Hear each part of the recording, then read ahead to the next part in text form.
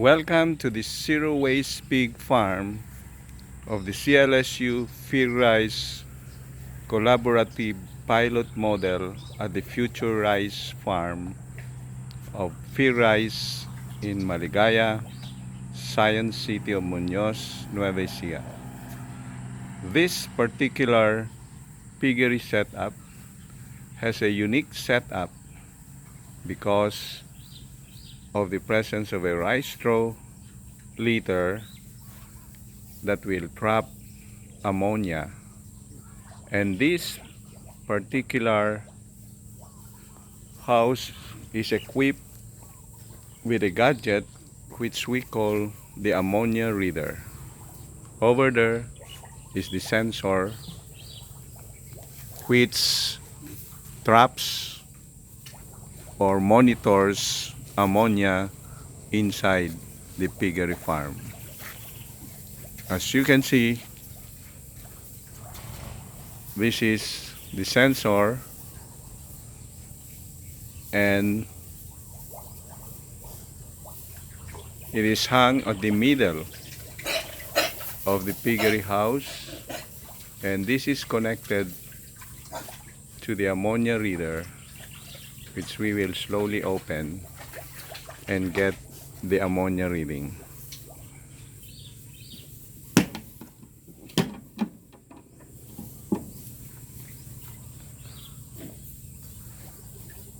So this is now the record of the ammonia level inside this piggery farm, which is around 36 parts per million. There you can see 36 parts per million. This ammonia reader is powered by a solar panel which is found on top of the building.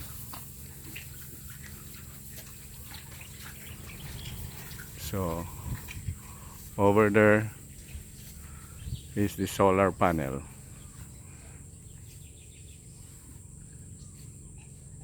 Now, monitoring air quality inside the piggery farm, particularly the ammonia level, is very indispensable if we want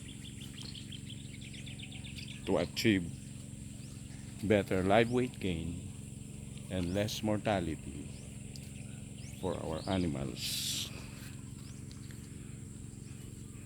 Another interesting feature of this zero waste pig farm is that there is no more need for you to clean the pens daily, as the animal will defecate in this wallowing pool,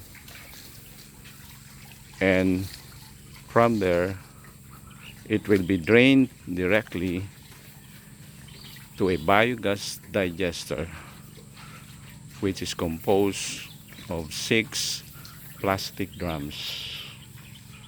So over here are the 6 plastic drums, which are equipped with gas fittings that will collect the ammonia and can travel that will collect the biogas that can travel a distance of up to 200 meters.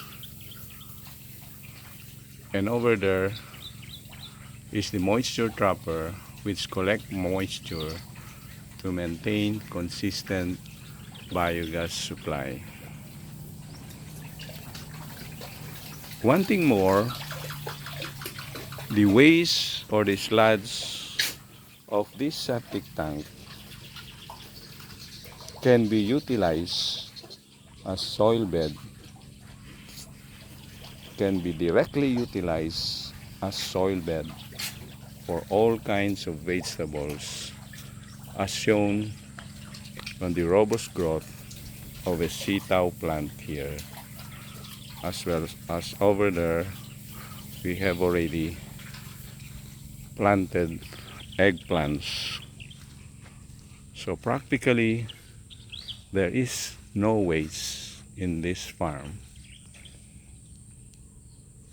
This is also adjacent to a palay farm wherein the slurry coming from the septic tank can be drained to fertilize the rice plant over there. So as you can see, the slurry is directed and serves as a source of fertilizer for a robust growing rice plant. Come and visit the zero waste pig model in the Science City of Muñoz, Nueva Ecija, and witness for yourself that this is now the trend of livestock farming in the future to address climate change, occupational hazards, and improve the profit of farmers because of better growth of the animals, lesser incidence of respiratory diseases and diarrhea. If you want to know the details of the construction of the zero waste pig vis-a-vis the plastic drum biogas digester, you may contact anytime Dr. Antonio J. Baroga of the Central Luzon State University. Lastly, the interesting feature of the zero waste pig is the use of a bioplast activator, which is a concoction of odor erasing microbes broadcasted or top dressed in the pig floor pen, as can be seen here. So this is the powder premix or the bioplast activator, which is now top dressed at 5 grams per square meter twice a week in the litter bed, and even in the wallowing pool. This odor erasing microbial concoction is non-toxic, non-chemical based, and safe for pigs even if they consume it. In fact, this is even included in the diet at 100 grams per 100 kilogram mixed diet, because this also serves as a source of enzyme probiotics. It contains also essential microminerals and other micronutrients, as well as emulsifiers to further digest fats, thus improving the carcass quality of the pigs. Thank you and happy zero waste pig farming.